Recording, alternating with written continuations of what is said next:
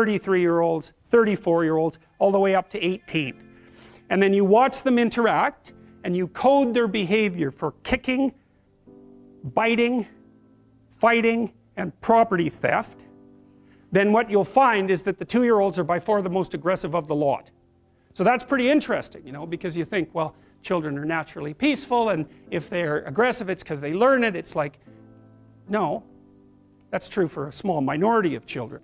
But there's a substantial number of children who are aggressive at 2 by nature. Most of them are male. Now that doesn't mean most children are like that, because they're not. Even if you look at 2-year-olds who are the most aggressive human beings, most 2-year-olds aren't aggressive, but some of them are. And most of those are male. Okay, so then let's say you identify this cohort of aggressive 2-year-olds, and you track them across time. Track them for the next 2 to 4 years, or track them until they're 4 years old. What you find is the vast majority of the hyper-aggressive male 2-year-olds get socialized perfectly well.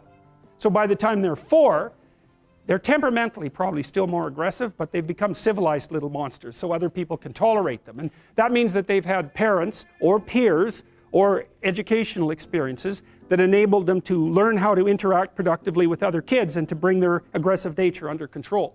Some of that seems to be mediated by the opportunity to engage in rough and tumble play. And that's one of the things that we know that helps socialize rats, for example. It's vital to them, but it also seems to really be good for socializing young kids. And rough and tumble play, which is something that adult males particularly like to do with young kids, by the way, not before 9 months because they're just too little, but once they become ambulatory and, you know, kind of puppy-like so that they're a little bit more robust, then you can play a lot with them, and you can play with them right at the edge of danger too, which kids absolutely go nuts for that. They love that. So when I had little kids, I made this kind of wrestling ring out of these 2 couches that we had that would hook together, and I'd bring them on there and, you know, toss them up in the air and catch them, you know, 8-10 feet, no, a foot in the air and catch them, and they'd go like this, and then, you know, I'd catch them and they'd laugh, and I'd throw them up and they're all freaked out, and then they'd laugh, and, you know, so they're learning trust with that in an embodied way, and they're also learning, and this is from stretching them out and wrestling them and twisting them around and letting them pull on your hair and hit you and all of those things. They learn deep in their bones exactly what can hurt them and what doesn't, and you want to kind of push them to the edge, you know, so that they can tell the difference between what hurts and what's still within the realm of the game. And you do the same thing when they're wrestling with you, so they learn not to, you know, awkwardly stick their thumb in your eye or do things that are actually painful, like grab your lip and pull it. You know, it's like, no, you let go of my lip, you know.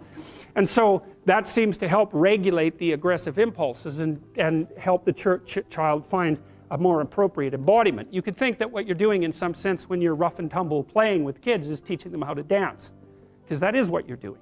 You know, you're making them comfortable in their bodies in all of its extension, and building in that kind of body fluency that you see in people who are well situated inside themselves. And so that's something to really think about, you know, and it's appalling. We know that the ability to engage in rough and tumble play among rats inhibits aggression, impulsive aggression among rats. We also know that if you deprive rats of the opportunity to engage in rough and tumble play, they show prefrontal cortical developmental deficits and manifest behaviors that are akin to attention deficit disorder, which you can then treat with Ritalin.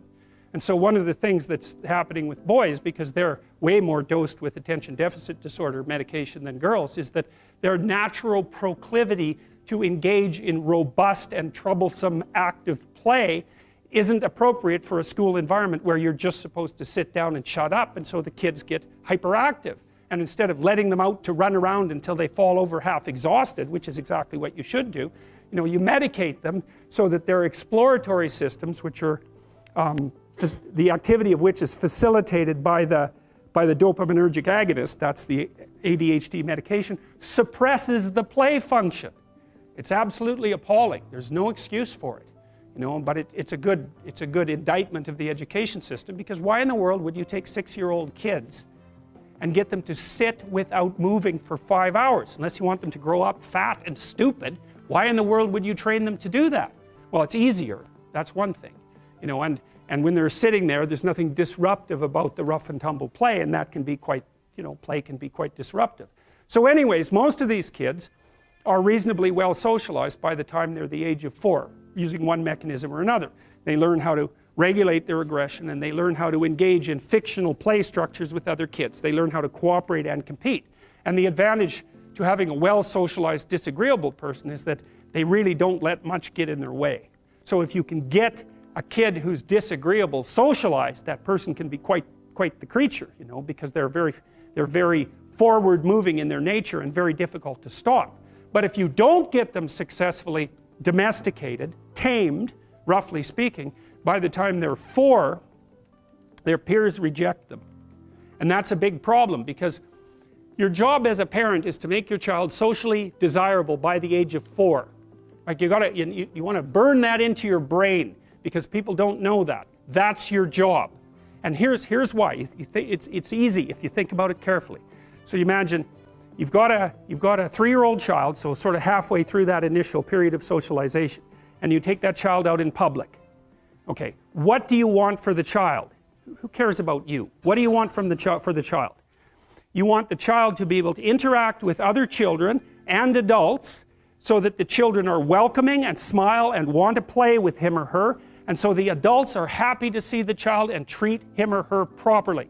And if your child's a horrible little monster because you're afraid of disciplining them, or you don't know how to do that properly, then what they're going to do is they're going to experience nothing but rejection from other children and false smiles from other parents and adults.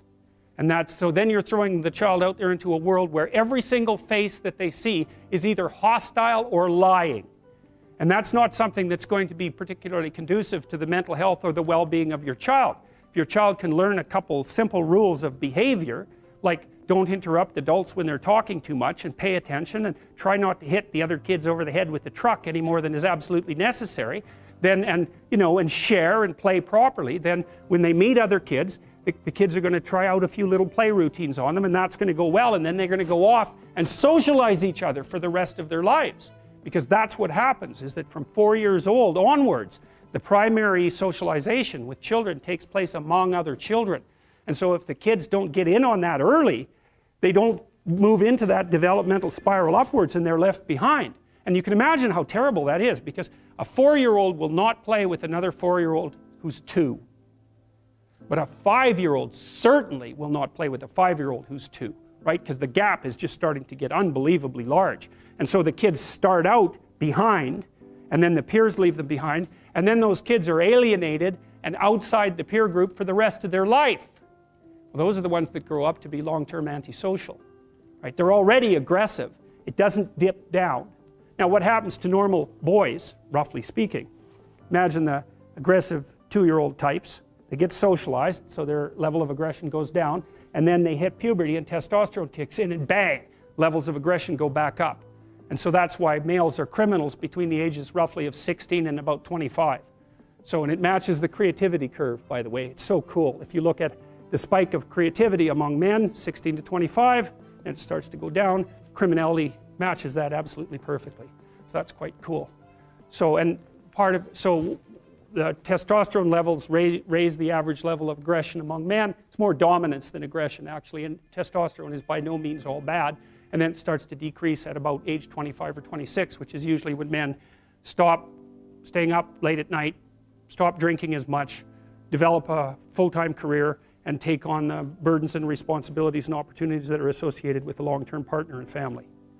And so, well, so that's the development of what I would call predatory aggression, because I also think that the agreeableness distribution is probably something like predatory aggression versus maternal sympathy. It's something like that. So if you look at other mammals that are predators, because we're predators as well as prey animals, if you look at other animals like bears, the male bear has absolutely nothing to do with the raising of the infants. In fact, the female bears will keep the male the hell away, because he's likely to kill the infants and maybe even to eat them. So there's no maternality at all in solitary male mammalian predators. Now, it depends on how social they are, but roughly speaking, that's the situation. Whereas with human beings, males are quite maternal. So, but anyways, I think the extreme of agreeableness on the low end, so disagreeableness, is predation. And the extreme on the upper end is maternal caring. And those two things compete, right? Obviously, it's very difficult to be both of those at the same time. And so men, of course, in the wild, so to speak, are very, very few women hunt in modern societies or in archaic societies. And you can also understand why that is, because hunting actually requires hurting something, killing it. And it's usually something that's not very impressed about being hurt or killed, and that will emit a lot of distress while it's happening. And so for anybody who's compassionate, who's got compassion as, you know, one of the fundamental elements of their temperament, that's something they're just not going to be able to tolerate at all. So there's, you know, in the evolutionary landscape, because that's really what we're talking about, there's tension behind the development of different modes of being in the world. And if you're good at one thing, that sometimes means that you can't be good at the other thing at the same time.